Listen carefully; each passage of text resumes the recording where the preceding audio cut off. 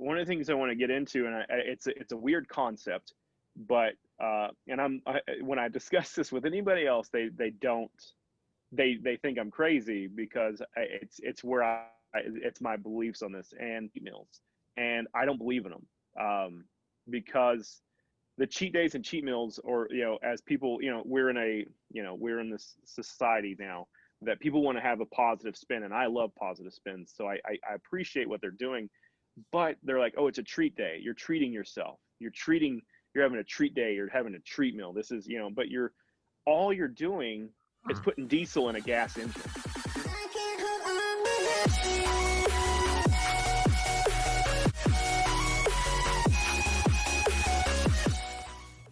Hey guys, I want to introduce Keto Brian.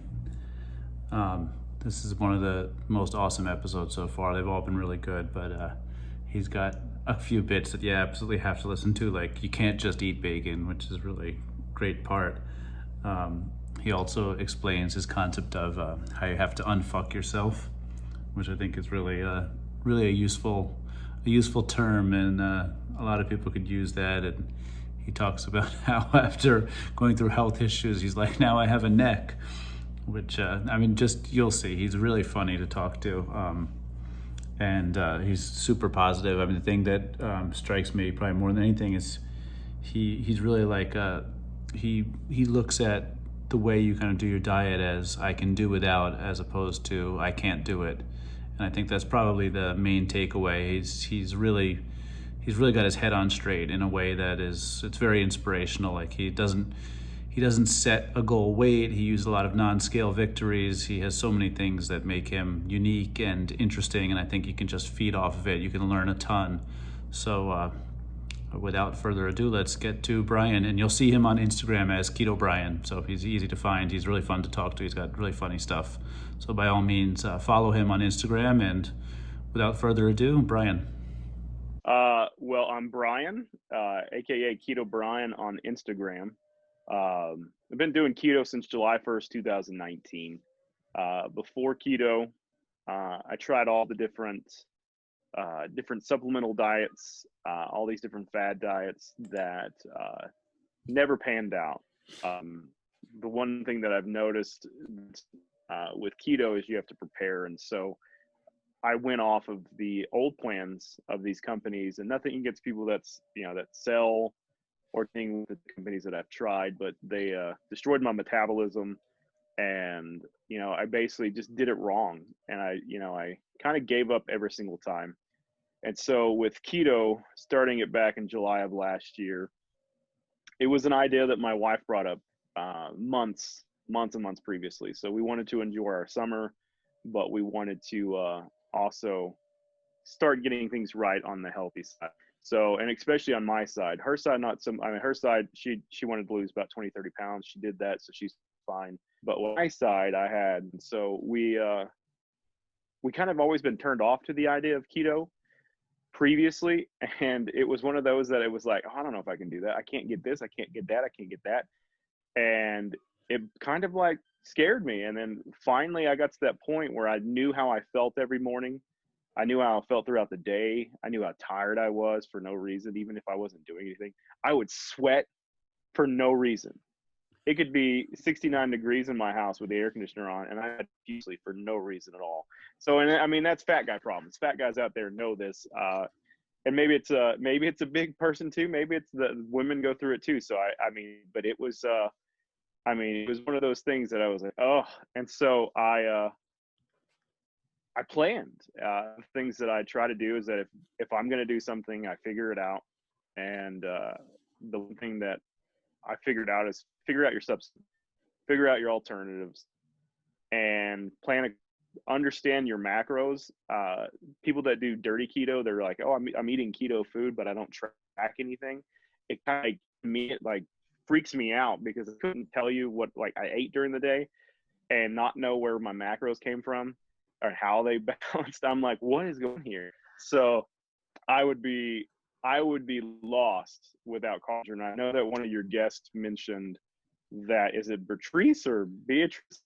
Yeah, Beatrice. But she she recommended Carb Manager, and that's one thing that I use my pal. But I realized at the beginning of my keto journey that my fitness pal wasn't very keto friendly. It wasn't the numbers game that I needed. I'm a numbers guy. I have an MBA in finance. I've been in banking for 7 years. This is numbers is how I think. So Carb Manager gave me that outlet that I needed to track everything. Now there is a caveat to Carb Manager. You have to make sure paying attention to what you're adding. And I don't know if you use the app, but if you don't, you'll see stuff that people have logged into the system, and the macros are completely off. The calorie counts, the fat counts, the proteins, the net carbs, it's all off. And so you're dealing with some crazy idiots out there. Like, I'm like, how the hell did this happen? Like, how did you get to that point that you thought what on the back was what you had entered? And so I don't understand where that came from. So I don't know, maybe if they just like ate it and then Googled something that was similar to me. I don't know. It's one of those that throws me off the manager, but it's tracked.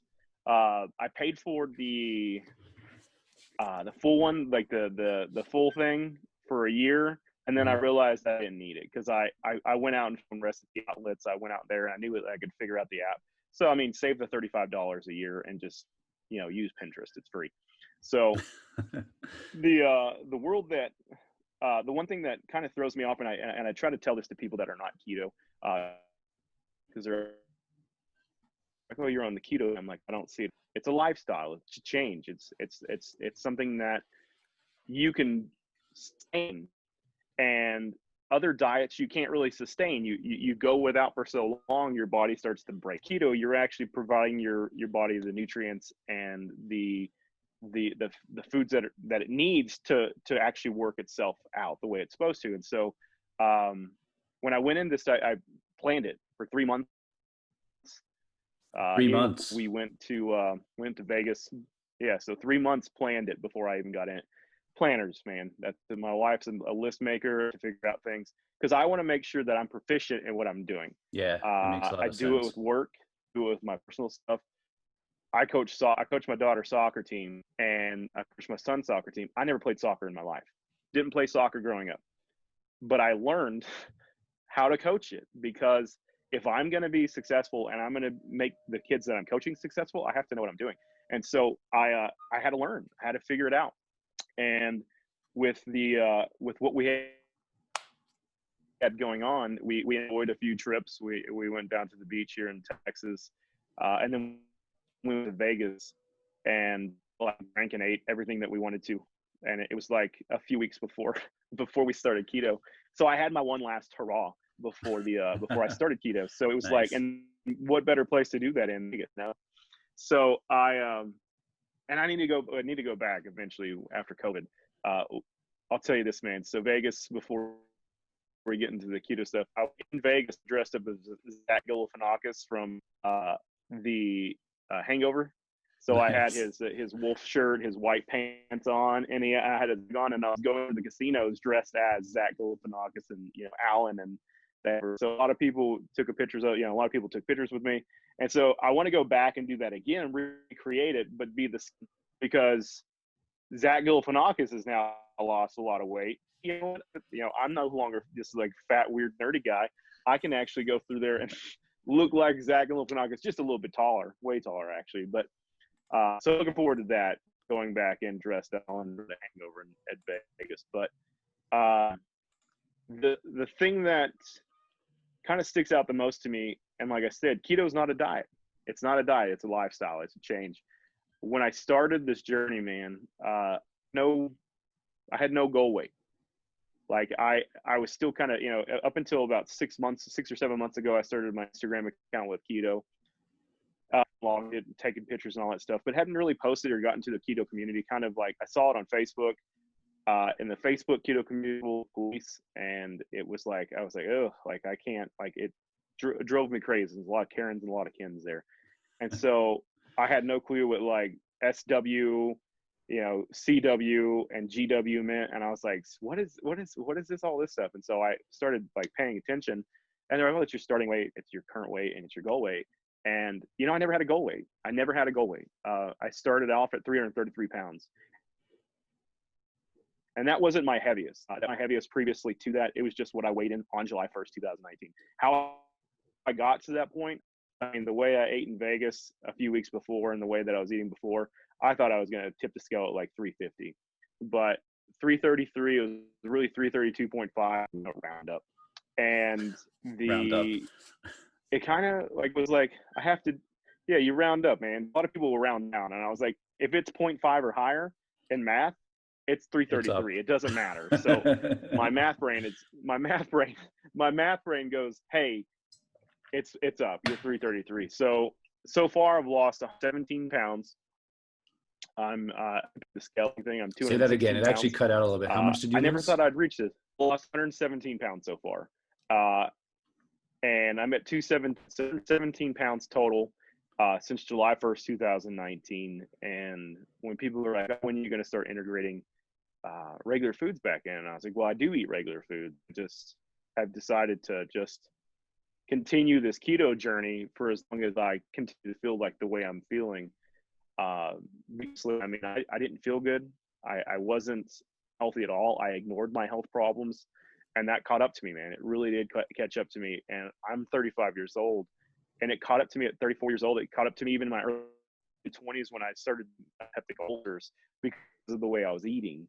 I struggled with acid reflux for years, man. I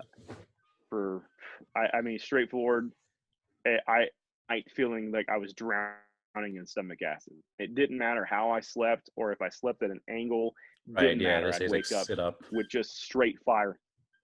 Yeah, and so you sit up, and so I had Tums always next to my bed.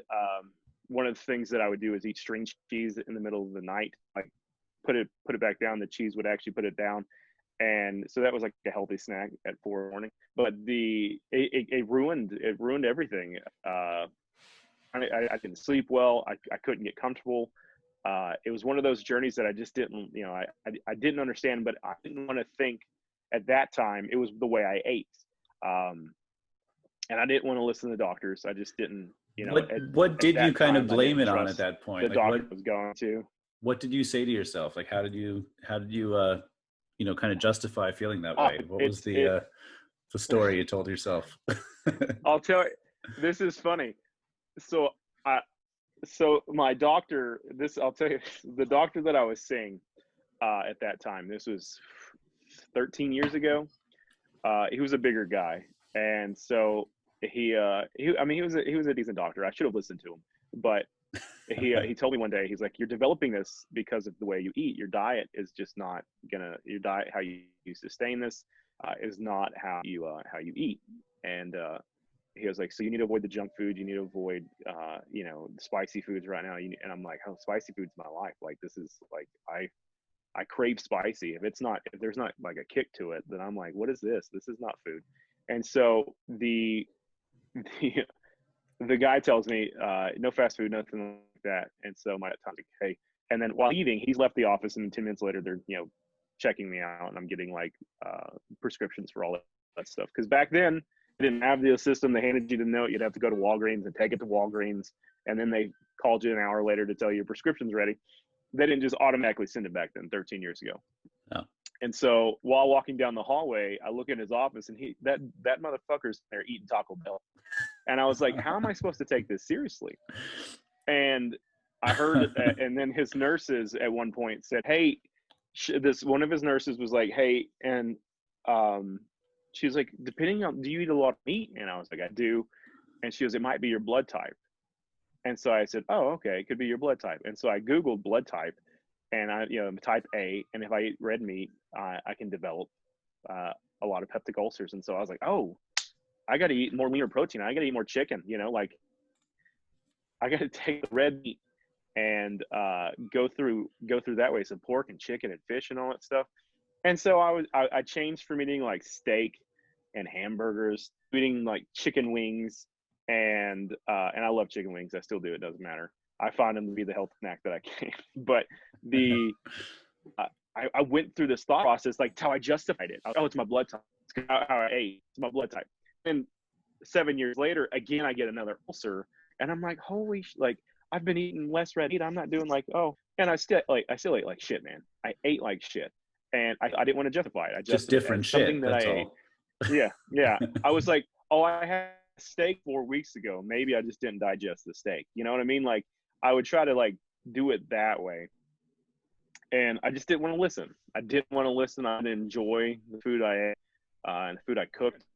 So I actually wanted to kind of backstory you a little bit, which is you were telling me about some of the health stuff, but I actually wanted to ask you. We talked about this, when we previously spoke. Before doing the keto diet, like what was the point where the other diets would kind of break down? So I would get to a point. So I would have that goal weight when I would do these other plans and other programs with supplements and all this other stuff. A little bit of exercise, and I would have this goal weight in my mind. I would think to myself, I need to be 270 pounds. I want to be 280. I want to be 260. Something in that area. Because I was like, I'm a broad-shouldered guy, and so I always thought like, growing up, because I played football, like I was a bigger guy, not a fat guy, an athletic guy that was, had the abilities that he could be to be successful before getting hurt. And so I thought to myself, oh yeah, I played at 240, 250, and 260. That's where I want to be. That's my comfortable weight. I remember what that's like. And so I'd get close. I'd lose 80 pounds or so like that doing that. And I would reward myself. My understanding was reward myself. You get to deserve this. You deserve that cheesecake, that non-keto cheesecake back then, full of sugar Right, and all that stuff. right. And so you know what I mean? And so you deserve to drink regular Coke. You deserve to eat all these chips. And so I had this like thought in my head that I would reward myself. And I like one day I'd have a cheat day, a cheat meal, or whatever you want to call it.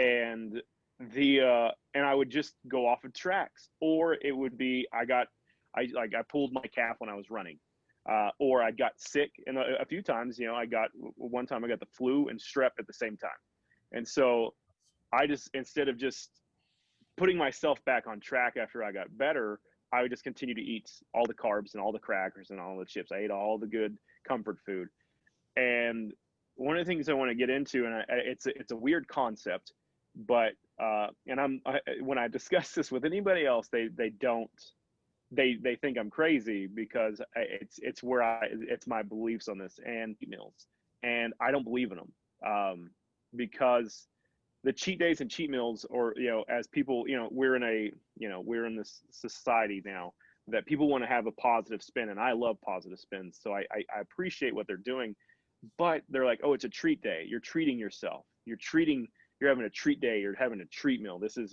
but all you're doing is putting diesel in a gas engine. You're not doing yourself any favor. And so all you're going to do is stop that progress. You're going to have to restart the engine. You're going to have to redevelop that process again when you start back on keto. And so I'm not one of those people that are for cheat days and cheat meals. Because to me, and me personally, and I mean, anybody that watches this, they can go, this guy's an asshole. But I don't think they're going to. The whole point is that you're not going to pull up. You're going to pull up to 7-Eleven and get gas, and you're going to sit there and you're going to have an automatic car, and you're going to automatic gas powered vehicle, Mustang. You're running a V8 Mustang, and you're going to put diesel in the engine. Yeah, it's going to shut everything down, and you're going to have to rebuild your engine again. And that doesn't make sense to me, man. It really just doesn't make sense to me. And so to me, I struggled a long time, and it took me until about 6 or 7 months ago when I started getting into the Instagram side of keto, getting into the community of eating disorders. And so one of the people I was interacting with one day was like, I figured, you got to look mentally as well. This lifestyle is not just a physical change; it's a mental change. You have the mental capacity and understand where your downfalls are to prevent them. And she was like, "Hey, it took me a long time to realize I had an ED," and I was like, "To a guy, an ED is not a good thing." So I was like, I'm 34 years old. At 35 old, I don't want to know about Cialis or anything like that. And I was like, ED, what do you like? Explain to me what you're talking about. Yeah. And so she eating disorder, and I was like, oh, Oh, That makes sense. And so I started going back my journey, and we were just talking about fast food and all that stuff. I would get into one of my downfalls was, as I was being healthy, I would get into this routine of eating healthy throughout the day. And, I'd have like a yogurt smoothie in the morning, full of protein powder and all this other stuff that just gave me the energy and all this other stuff. And then lunch, I would have like a good protein with salad, low carb dressing, or like low sugar dressing. And then I would get to the point where I would just like I felt hungry. And instead of like providing myself snacks and, sustaining my body throughout the day, I would just binge eat nothing but trash. And I travel for a living, so it's easy for me, since I'm taking customers out to lunch or taking out to dinner. It's easy for me to actually get the food that I want, and I was binge eating. And so it took me till about 6 to 8 months ago to realize that I was a binge eater, that my trigger is binge eating. And it only took, it would be one of those things. I would be on like a healthy journey, and it only took a stop at a convenience store and get like a Reese's peanut butter cup to get me to snap off, and then I would have to get everything else. And so that's why I look at the treat days and the cheat days and the cheat meals. They're nothing but harmful to your body. And I'm not saying that to degrade or to look at anybody, but to me, and I would say, if you're going to be on the keto train and doing the keto lifestyle, just stick to it, because your body is going to be an engine that runs efficiently for a long time. Why slow that down? Like, it just baffles me every single time when I see it, because there's multiple people who are like, for a week I had an entanglement with carbs, the Jada Pinkett Smith thing, an entanglement with carbs. And now I have to reset, and they have that, like, a lot of people post that fat tracker, how much weight loss, and like they're like, I gained 12 pounds in 2 weeks, and I was like, son of a bitch, like, why would you do that? Like, there's no point. Yeah, I mean, it's so hard to all get. you're doing is driving backwards. It's like, Yeah, no, totally. What are you saying? I mean, because it's so hard to get started, it makes no sense to slam on the brakes like that. It really is. You do damage. Getting started is definitely. I mean, from everybody I talk to, I think most people agree that getting started is the hard part. Like, once you're going, there's a little bit of momentum, fulfilling prophecy. It's interesting to me that it's like, it seems like when you started and you had the goal weight was actually counterproductive for you, because that kind of started the trigger for you, which is really interesting. It's like crossing the finish line. To me, I didn't think there was no more to run. Right. So I ran a race. I hit my goal. I got my medal. I can go back, and that's the whole thing. That's how I look at it.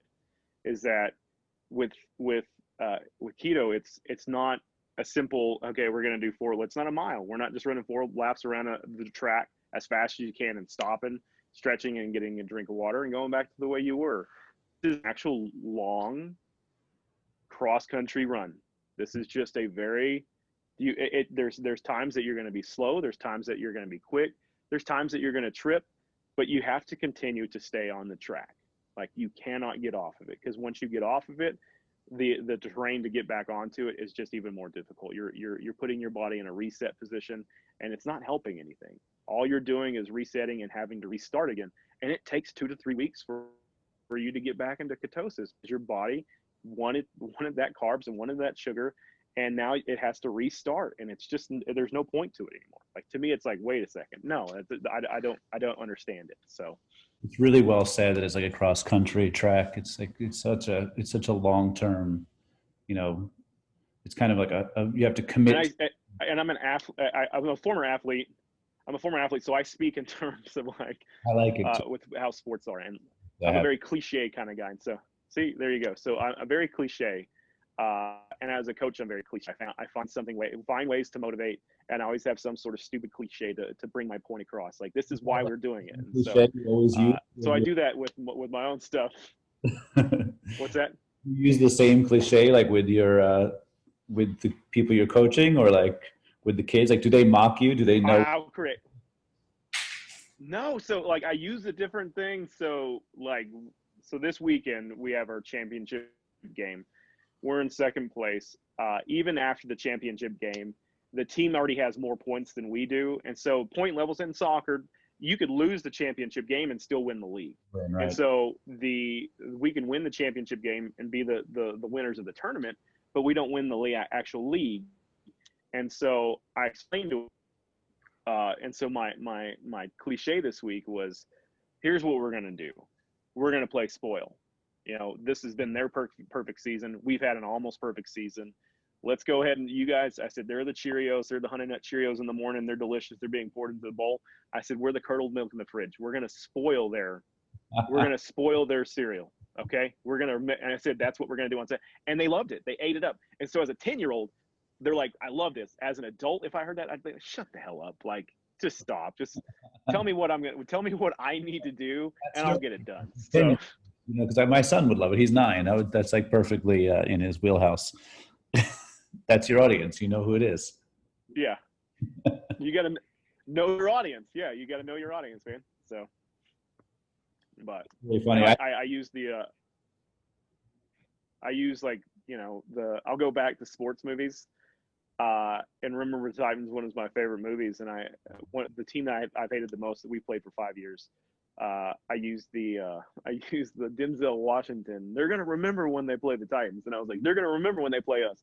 They're gonna wake up. They're gonna know. They're gonna be 30 years with kids down the road, and they're gonna remember this day. And the girls ate it up, and the parents are rolling their eyes on the sideline, like, "What are you doing?"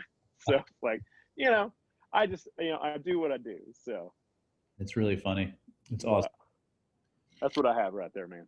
I want to ask you a little bit about, you know, the why for you. Like, what's the reason that you're like, if you're considering it a long-term cross-country race, I mean, it's hard to stay motivated. So, like, what's the thing that keeps you grinding? Looking back, and so you look back. I think Matthew McConaughey rolled a booger to it, and Lincoln. You know, the Lincoln commercials just out there, and sometimes you have to go back to go forward. And my why is I don't want to go back there. I don't want to be that guy. I don't want to be the fat dad that couldn't do anything. I don't want to be the overweight guy that just sweated for no reason, that would go to rest walking upstairs. I don't want to be that person. And when I see the pictures that I look back on, and I joke with myself, and sometimes I mention it in my Instagram post, that, you know, the shirts I was wearing were way too fucking tight. Like I was a guy that was 333 pounds thinking I was a 2X, and I should have been in a 3X, sometimes 4X. And I look like a stuffed sausage. You know, I thought, I mean, it's a nice shirt. I look really good and it's soft. This is great. And looking back at pictures, I'm like, holy crap. And so the same shirts that now they're in storage or donated to Goodwill, I'm holy moly. Like, I look back and I see these photos. And so my why is that I remember the way I felt. I remember being unhealthy. I remember what it looked like. And I go through these pictures, and that's why one of the things I would mention to anybody is make sure you actually log your journey. Even though you don't want to take that picture, log it. Take that picture. You need to be able to go back 4 months, 5 months, 6 months, 2 years. There's times that shit will pop up from like 5 years ago on I don't know what it's, the time hop. And I'm like, I don't remember looking that big back then. I didn't look at myself. I was like, I didn't remember looking that big. And then you get into that mental space that you're like, I remember what it felt like. Like, I remember what I felt like. I remember like having to tug at my clothes. Now I'm just like wiping beard dandruff off my clothes, but I'm not having to like stretch my clothes to put them on. I'm not having to like be fearful of like going out of breath or farting while I'm tying my shoes because I'm putting too much pressure on my bladder. You know, it's just, I look at those pictures, and it wakes up the drive. It wakes up the fire. And I know that you spoke with Chicken and Chaffles, Steven. Yeah. Very, you know, it's one of those things as a big guy, and him and I have discussed this, that as a big guy, you back then, you didn't want to be in photos. You always found, and I think as anybody, it doesn't matter if you're a man or a woman, you find something that will block where your self-esteem and lack of confidence is.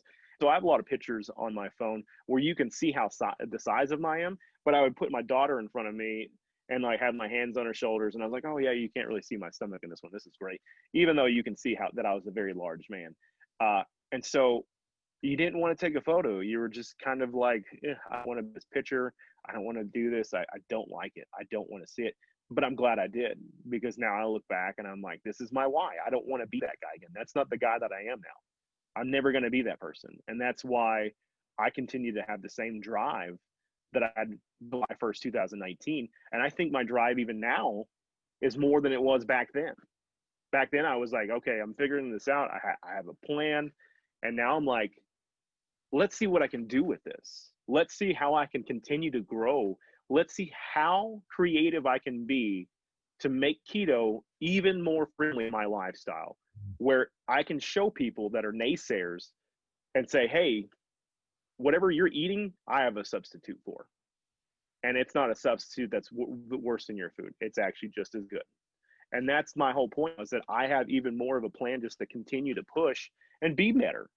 And keto's given me that opportunity, and looking back is giving me that opportunity, and it's just made my drive even more. It's amazing. It's really like, you'd really think it'd be the opposite. Like most people feel like they hit a plateau or they have some kind of, wall in front of them, but your drive's actually increasing. Speaking of that, tell me a little bit about like what you guys are doing, like you and Steven, with the cook-offs and stuff.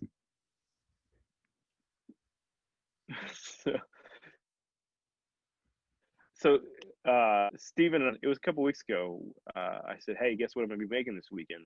Because we like to riff off of each other and figure out what we're doing. He does a lot of live videos of his cast iron stuff. He's like a freaking scientist with his cast iron. And I appreciate his stuff. And I said, hey, I'm making keto this week. I'm going to make keto gumbo this week. And he goes, oh man, that would be awesome. Let's do like a cook-off challenge thing. And I was like, yeah. I said, I'm game for it. No matter what, I'm making my meal anyway. I already have the ingredients. And so we go through this, and we don't tell each other like how we're going to make it. We'll say, hey, this is kind of the ingredients. Always, we've done it 2 weeks in a row. This weekend it's going to be crazy, so we're not going to do it this weekend. We'll do it sometime next weekend. Right. And we did gumbo, and phonetically, like the dish itself is gumbo, and gumbo itself has its own, like, there's different variations of it. Even just regular food, you can have Louisiana gumbo, you can have Mississippi gumbo, you can have Texas gumbo. It's still gumbo, but it's just a different type of dish. And him and I don't know if it's because he's from California and I'm from Texas. He lives in Texas now, but do you ever lose your California? I don't know. Like, I think, I know. So it's like, I know if I was I was born and raised in Texas, man, that if I moved, like, because my favorite city, I know this sounds crazy, is Cleveland, Ohio. That's where my dad was born and raised. And I'm a big Brown man. I see in the back. I would still have my South Texas. All this stuff is, I have Autogram, the most famous quarterback for the Cleveland Browns, and then Bernie Kosar, and then Kevin Mack is behind my head. He's a running back out of Texas that played for the Browns. And so all of autograph, I love them. And so you never use that. So we go through things a little bit differently. And so he made his with a roux, and I went through and was like, okay, I could do the roux, but I don't want to, like, it's really hard to make a roux that's like favorable to keto and still like keeps the dish the way I want it to look. So I found gumbo filet and beef stock gives me the thickening agent that I needed for gumbos.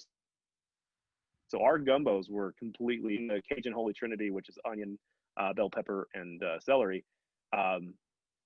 We did, the dish was just completely different. Our dishes look completely different. And so I love the challenges that him and I do, because last week we did stroganoff, he did ground beef, I did brisket. And so he made cream of mushroom soup. I sauteed mushrooms in a pan for a couple hours inside the dish, and made the cream sauce while I was making everything else, so everything would be combined together.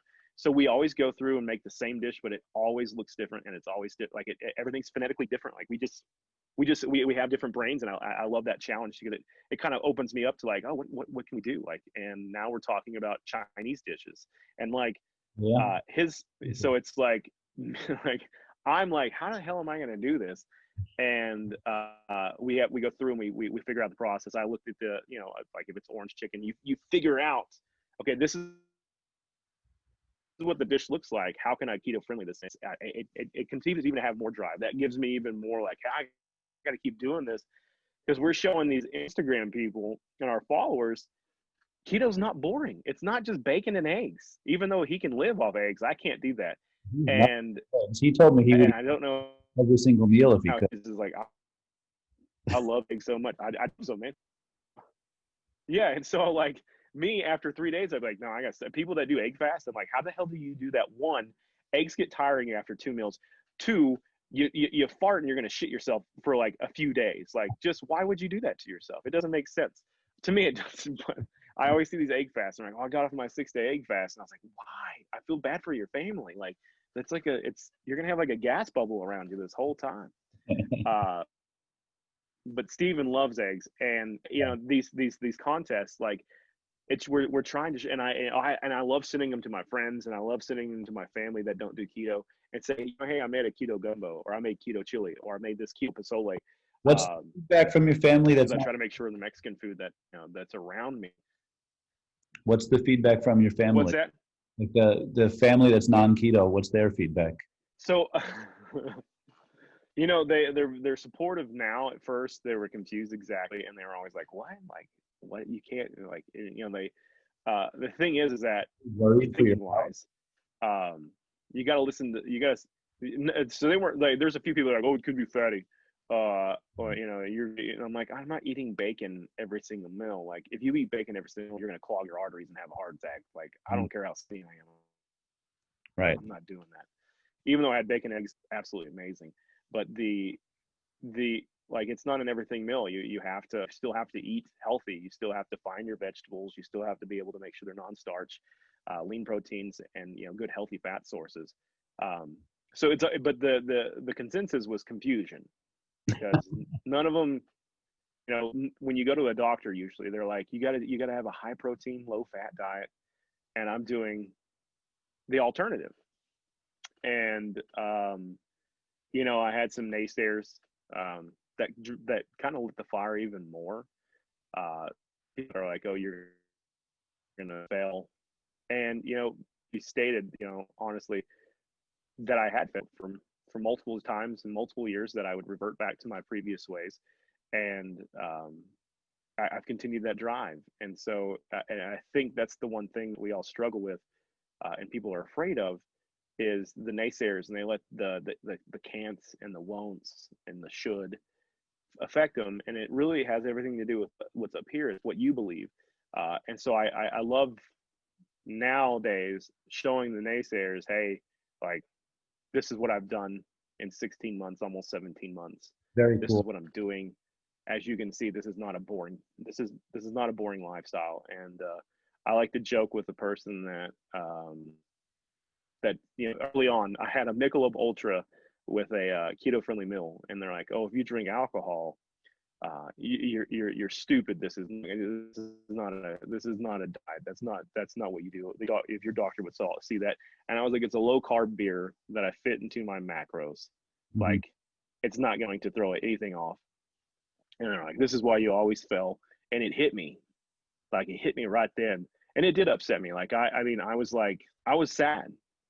But like, the reason I was sad is that what they were saying wasn't wrong. It was hurtful, but it Right. wasn't wrong. And I'd always given up, and I'd always reverted back to what I did. And so I used that as fuel. That was one thing that even drove me more. And at that point, I was just doing the keto food, and I decided to start running. At that point, I was like, I'm gonna start doing the Couch to 5K, and started running at that point, and started pushing myself further physically. I started doing yoga because of that. And my goal wasn't to say, hey, F you, this is what I'm doing. My goal was to say, I'm not going to allow myself to revert back to what I was. And it's driven me. And I think of those words almost every single day, that you can't fail. This is your life. Your life is your life is in your hands. Like, if you go back to that lifestyle, all you're doing is taking numbers off your life. That's all you're doing. You're Yeah. going to lose time with your family. You're going to lose time, enjoying your kids. And I don't even want to think like that. You know what I mean? It makes me like, it makes me tear up thinking like, oh shit, like I could do that. And I need to take care of myself. And so that's, it's a driving force. It's an absolute driving force. That's awesome. What kind of workouts are you doing? What kind of sports do you? So, I grew up playing football, basketball, and baseball. Just the all-American sports there. Loved it. Loved playing football. I always hurt, and kind of you do that for 10 years on a full contact sport up until the age of 18. Your body just breaks down. And so I'm kind of like waiting. My son wants to play it, and he's 5. He's almost 6 in January, and I'm like, at moments we played out back on Sunday, and I was like, man, he can throw the damn ball. Then I see Andy Dalton go for a slide and get his head taken off on Sunday, and I was like, this is why I don't want him to play football. Like, I don't want to see this. And so Last night, what too. I've done is implement. What's that? Last night on Bridgewater, there were a couple late hits. He got tripped and then hit in the head after he fell. I don't know if you saw that. I only watched the first quarter, and then I turned on Haunting at Hill House on Netflix because that's my new jam right now. But the workouts that I started running it first, and then I needed to implement. And when I was running, I was like, I had to get my muscle roller, so the kind of the massage roller out, and then I wasn't as flexible. My hips I couldn't bend, my knees, and all this other stuff. So I started doing yoga in November, and so yoga has been a kind of a therapy thing for me, man. It's gotten my body into a better position. It's gotten me better mentally prepared for things, and like energy wise, I've always been a nerd about energy and like feeling things around me. Like if I feel like something's bad, if I can feel like negative energy, I want to avoid that person as much as possible. Because I want that to, like, I feel like what's around you can feel, and you soak that up and then you become it. And so yoga has allowed me to be that weird energy guy and appreciate what's around me. And so I've done that. And then my running down. I haven't run since May because I hurt my knee in April. I was running. I always ran 3.5 miles every other day, and I was running anywhere from like 10 to 12 miles a week, and loved it. I mean, every other day I was running, and I was doing yoga almost every single day. And then I would do a hit exercise a couple of times a week to keep my body in shape and movement, because I was always in the go at work, and then I got, as of March, stuck at home. And so I was like, if I'm going to be stuck at home, I'm going to utilize my time to continue to develop my body and get it stronger. And I was running, and I stepped off a curb because a stray dog was running at me. And I didn't know if it was aggressive or not. So I stopped paying attention where I was running and didn't look at my footing, and I stepped off the curb. At first, I thought I hurt my hip. And then like 2 days later, my knee was like swollen like a grapefruit. And I was like, okay, instead, I didn't actually hurt my hip. I hurt my knee. So due to a few weeks, but I had some scar tissue that popped out that got lodged into my meniscus. And so they had to go out and clean my knee, shave my PCL down. So I'm now recovering from surgery from June and going through the physical therapy stuff. And since it's been getting cold here, which I know being in Texas, people are like, it gets cold. They're like, well, the panhandle in Texas actually gets cold. Not all of Texas gets cold all the time. Like I wake up and I feel like an old man. Like I have to pop my knee and I have to stretch it out and do physical therapy on it twice a day just to like move around. But yoga is still one of those things that I do just to continue to stretch my body and get my breathing right and my energy right, because I love savasana. It's corpse pose, just laying there flat, breathing in the positive energy around me, breathing out any negativity in my body, and it kind of reps you have, and you have to be cognizant of that. The thoughts that you have during the day are what's affected. You don't realize, and that's mentally, that's one thing that I would tell people. You got to unfuck yourself. Like you have to, because how you discuss yourself and how you talk to yourself, 60% of the day you're talking to yourself and you don't realize it. Like you have no clue. I mean, it's just conversations that you're having in your head, and how your tone is inside your head is how you are on the inside, and how you're going to be perceived by people. So if you're constantly negative and you're constantly beating yourself down, you're never going to improve. You're not going to improve. And so you got to change that process. You got to say, instead of looking at the mirror like I'm fat, you're like, I'm changing. It's like, I don't like the way my thighs look. I'm going to change it. Like, I'm gonna change my thighs. I'm gonna go through it. I'm gonna work on my process. You have to be mentally strong, and you have to change your tone, positive tone, I feel like that's such. and more for you're doing things right for yourself. Because if the voice inside of you is always negative, you're not gonna be successful at all. No, And my voice used to be always negative. I always beat myself down. So in 2020, I think that's such like excellent advice. You know, it's so easy to be negative this year, and I think if you can talk to yourself, yeah, and it's like, positive, mm-hmm. limit. And this, like, for my sake, you know, I am not an introvert by at all. I'm a people person. I'm around people. I love interacting with people. I just love the energy that I can feel off of people. As a kid, I was always a class clown, and so I was like fed off that feedback, fed off that, like, oh, I could make this person laugh, and I got that energy, and, like, you know, I lost that somewhere. I lost that somewhere in my early 20s by letting myself beat myself up, because what I saw in the mirror and what I perceived to be was completely different. And so this year, especially, and this is a change that I made last year before COVID, that I had to change the way I thought. And I read Unfuck Yourself, which is, I would recommend for anybody. It's an easy read. It's on Audible if you want to listen to it. It's an Irish guy that just, you know, that reads his own book, doesn't hold back. Yeah. Who's that? What's his name? I'll put it in the notes later. Hold on.